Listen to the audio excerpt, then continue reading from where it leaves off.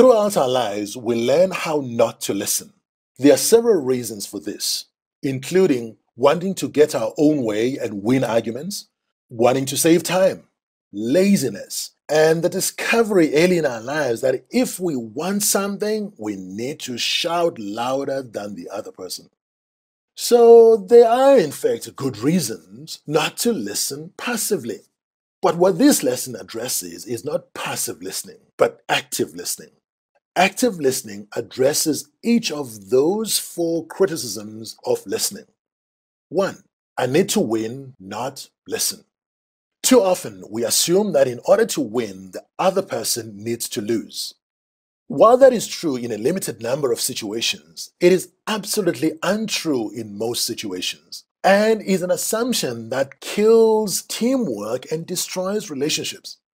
Active listening assumes that every person has a perspective that is worth hearing, including myself. And if we are to find a solution that will work, it is important to incorporate the insights of everyone. Good listening depends on an attitude of wanting to hear.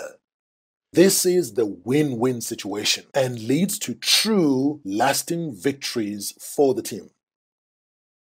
2. Listening takes too much time. It is true that passive listening wastes time, but it is also true that active listening saves time. This is because if people do not believe you've heard them, they will go on telling you the same thing over and over. Active listening lets them know you have heard. Even more important, active listening gets to the root of the message. 3. Listening takes too much effort. It is true that active listening requires hard work, but once it becomes a habit, it is the door to such fulfilling and productive relationships that it is definitely worth it. So my advice would be to invest the effort to make good listening a habit, and then enjoy the results. 4. Do we need to shout louder to be heard? Experience suggests that shouting louder can work, but only by making others submit to you, which is a very bad way of generating long-term leadership effectiveness.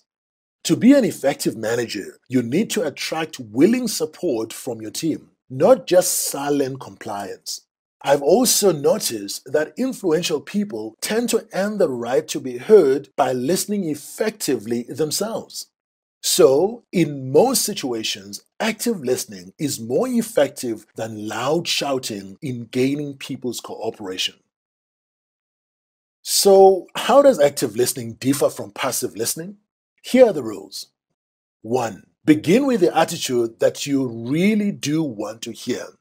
You may think your attitude is invisible to others, but believe me, it comes across in subtle, non-verbal signs all the time.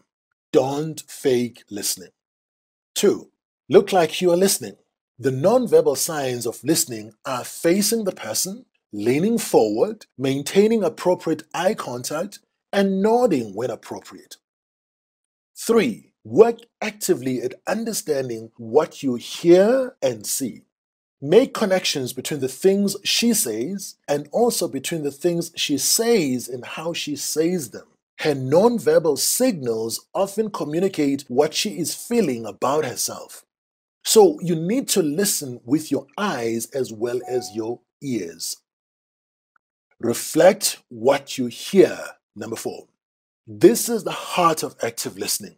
Reflecting in this sense means putting into your own words what you heard her say and do.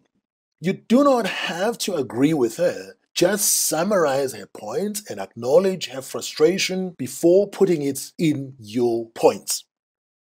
Number 5, summarize the action points that arise at the end.